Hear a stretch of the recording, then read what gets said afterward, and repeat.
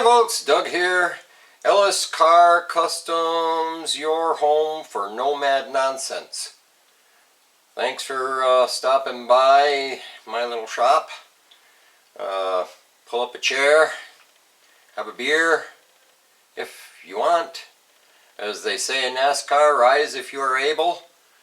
Glad to have you. Glad to see all the likes and comments and suggestions, and I think we've built a really great community here that might, like I said in one video, might make the bigger channels jealous, but I appreciate it. Thanks for liking the songs. I'll keep throwing one in at the end of a video so you can have the option of listening to it or not without, interrupting the video with it, because some people might not be into it, and that's fine. I'm okay. I got big shoulders. So yeah, I'll just throw one in at the end, and I'll try not to do the acid trippy kaleidoscope thing. It's just I was playing it on my CD player, and I just aimed the camera at it, and I was like, it's kind of boring to sit there for 3.5 minutes or staring at my CD player. So I would do a little, effects or whatever. But even I, after I did it, said, maybe that was a little too much. So anyway, people like to see the interior stuff, and I figured today I'm going to do something interior related. I'm going to try to fabricate a piece that I don't have. So I'll bring you along, and win, lose, or draw, hopefully we figure it out. But thanks for coming. I'm going to get to work. See Nomad sneaking around back here. What are you doing, buddy? Nope, that's white toes. They look the same from a distance. Hey, buddy. So this, I may have showed it in an earlier video, but I have this one oddball Nomad door. It'll serve a couple of purposes. This chrome piece right here is unique, or stainless actually, unique to the Nomads, and it's the only one I have. I don't have one for the driver's side. I mean, this gives me this trim and this trim. So it also, I don't know if I can do this, but it has remnants of the original door card that was on it. It has these stainless pieces here and here, but it sort of gives me an idea of what the pattern was, because I'm leaning towards blue and white interior. It'd be nice to be able to use these stainless bits, but like I say, I've only got the ones for this one door, and I don't have anything for the back. And that's where I got the garnish molding I showed in an earlier video, where I showed that they don't do the same thing as the hardtop, but that has some pieces we're going to be able to rob for the project. There's the infamous hood we've heard so much about that was buried in the snow that we've got to get after. And I can bring you around here. We've still got that wheel well we got to bring in and do stuff with. These are the doors that came off of the hardtop. I don't know if neither one has the garnish molding, but yeah, like I said, that garnish molding that goes on the inside there steps down, kind of like this does. It steps down, and you can see that this stainless here is nothing like what they use on the Nomad. But I'll bring you back. Well, like every other self-respecting person who dabbles in tri-5s, you gotta have a pile of stuff languishing around. And one thing I have a pile of is 4-door doors.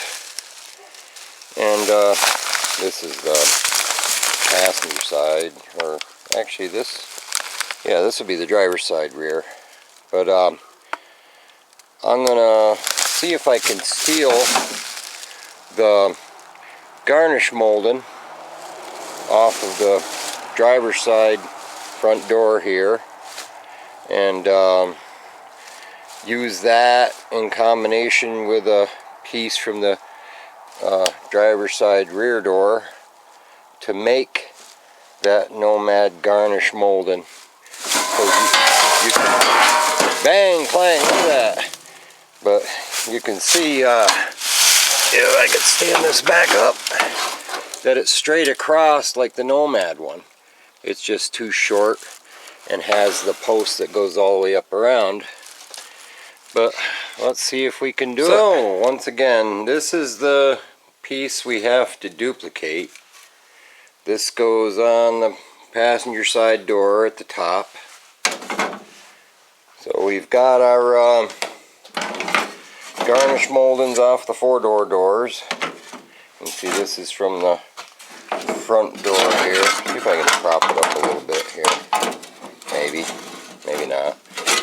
Yeah, do that. World's most expensive workbench.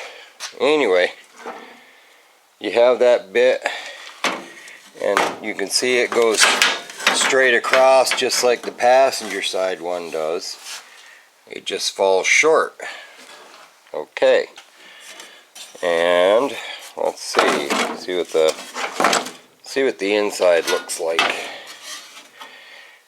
You can see the inside is similar to that and that, except that this has a little indentation for the screw and this one doesn't. So we'll have to figure that out.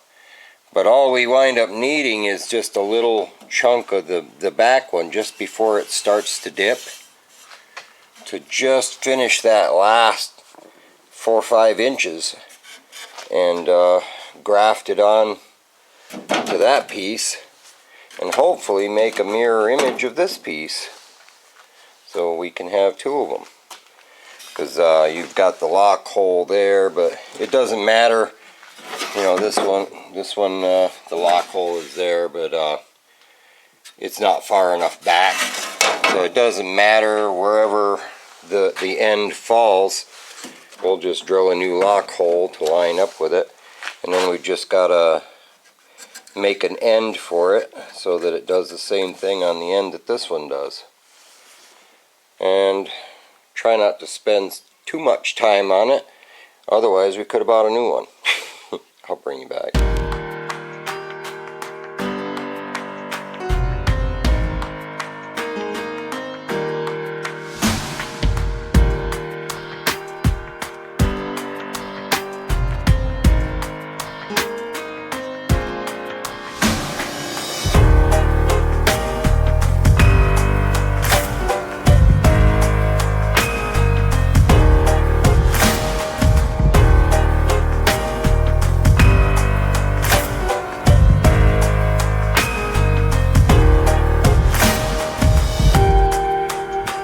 So there's step 1. We made some cuts. So if we line this up, you can see where the vent window goes. You can line it up on both of them. I notched this out to sort of mimic that. You know, it's kind of roughed in. And then this piece here will fly onto the end of that. And then we can weld that together. Then we've just got to duplicate what's going on in the back here, only in mirror image because it's for the driver's side. So next thing I'm going to do, I'm going to tack this and then close up this hole and start to figure out what to do there. So we've gotten started on smartening this end up to make it look like that. The other thing I notice that I'm going to have to address is, let's see, let me figure this out. You see this extension bit here. The window fuzzy actually hangs down further inside than it did on these. So I'm going to have to extend this here, that distance right there. So I got to measure that out and make up a piece and weld it along there to mimic the Nomad one. So we'll work on that. Apparently it has to have these notches. I'm guessing these might be where you adjust the window stops. I think that's what those notches are for. So we'll have to make sure those notches line up on this piece we make for this.